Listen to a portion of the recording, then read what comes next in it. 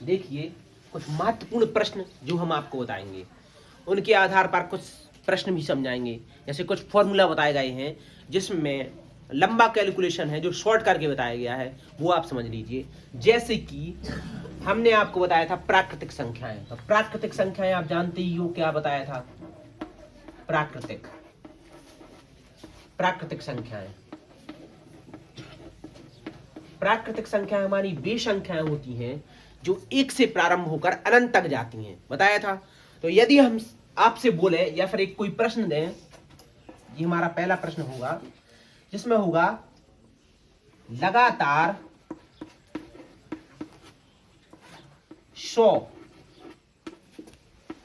प्राकृतिक संख्याओं का योग ज्ञात करें।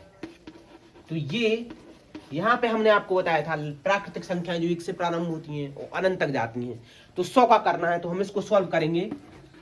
जब हम इसको सॉल्व करेंगे तो ये करना पड़ेगा हमें इस तरीके से, यहां पे सॉल्व करेंगे हम ऐसे, इसको 1 धन 2 धन 3 धन 4 ऐसे हम 100 तक लेंगे तो बहुत लंबा हो जाएगा। इसके लिए एक फॉर्मूला बनाया गया है, वो हमारा फॉर्मूला है, यहां पे देखिए आप, फॉर्मूला, ये हमारा फॉर्मूला है n छोटा कुष्ठ n धन 1 बटे 2। यदि प्राकृतिक संख्याओं का, यदि लगातार प्राकृतिक संख्याओं का योग पूछा जाए तो उसके लिए हमारा फॉर्मूला है n छोटा कुष्ठ n धन 1 बटे 2, ये रहेगा। तो इसके लिए हमें 100 प्राकृतिक संख्याओं का निकालना है, तो n का अभिप्राय है मतलब वो अंतिम संख्या, कहां तक निकालना है। तो यहाँ पे 100 है तो ये हम रख देंगे यहाँ पे 100 छोटा कुष्ठ 100 धन 1 बटे छोटा कुष्ठ बंद 2।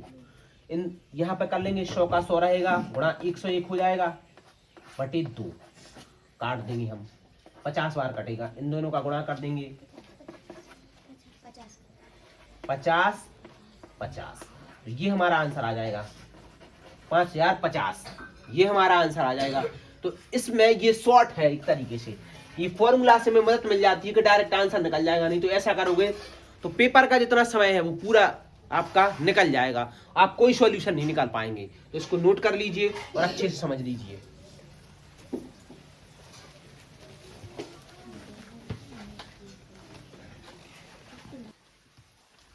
देखिए अभी हमने प्राकृतिक संख्याओं में योग समझा है कि नहीं? अब हम समझेंगे सम संख्याओं का योग, लगातार प्राकृतिक संख्याओं में सम संख्याओं का योग। जैसे कि हमारा दूसरा प्रश्न रहेगा, लगातार 10 प्राकृतिक सम संख्याओं का योग, संख्याओं का योग। यदि ऐसा प्रश्न आता है तो हम क्या करेंगे, सम संख्याओं को निकालना शुरू कर देंगे, सॉल्व करेंगे हम इसको। सम संख्या हमारी सबसे पहली सम संख्या है 2, फिर धन 4 धन 6 धन 8 धन 10 धन 12 धन 14 धन 16 धन 18 धन 20। ऐसी हम 10 संख्याओं का योग करेंगे, लेकिन इसके लिए भी एक फॉर्मूला बनाया गया है जिससे हम सीधा सॉल्व कर लेंगे। इसका फॉर्मूला है n छोटा कुष्ठ n धन 1 बटे, नहीं बटे नहीं है इसमें, यही है n छोटा कुष्ठ n धन 1, बस इतना है। तो इसका है लगातार प्राकृतिक सम संख्याओं का योग बराबर n छोटा कुष्ठ n धन 1। बस अब हम इसको सॉल्व करेंगे। तो n धन n मतलब होती है वो अंतिम संख्या, कितनी संख्याओं का निकालना है तो 10, n छोटा कुष्ठ 10 धन 1 छोटा कुष्ठ बंद। अब हम यहाँ पे कर देंगे 10 गुणा 10 और 11 बराबर हमारा 110 आ जाएगा इनका योग, ये हमारा आंसर हो जाएगा। नोट कर लो इसको, ये हमारा लगातार प्राकृतिक सम संख्याओं का योग बराबर हो गया, नोट करो इसको।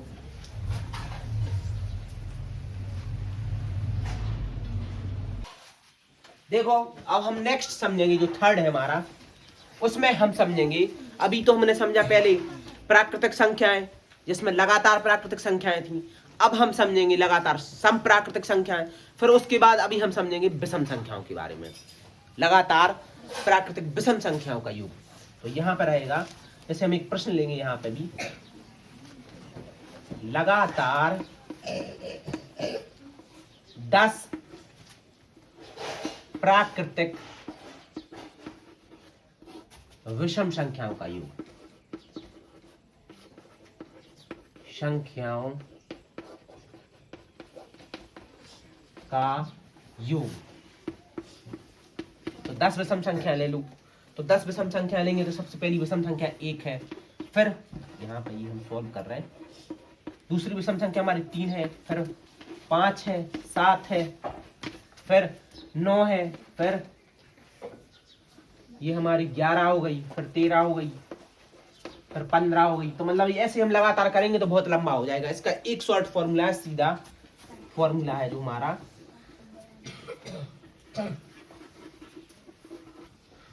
एन स्क्वायर, लगातार प्राकृतिक विषम संख्याओं का योग बराबर है एन स्क्वायर। तो एन स्क्वायर हमारा कितना हो जाएगा, एन वो संख्या हो गई, जैसे कि 10 का कहा है तो 10 हो गई, तो 10 का स्क्वायर कर देंगे हमारा 100 आ जाएगा आंसर।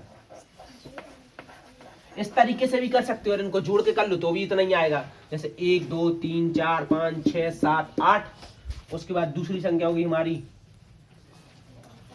17, फिर हो गई 19, 10 हो गई। अब इनका योग करेंगे हम, 19 1 20 20 40 20 30 60 20 चौको 80 20 25 100 हो गया। तो इसका भी 100 आएगा, ऐसे करेंगे तो हम। और ये हमारा शॉर्ट है, मतलब एक फॉर्मूला द्वारा जिससे जल्दी आ जाएगा, नोट कर लो इसको भी।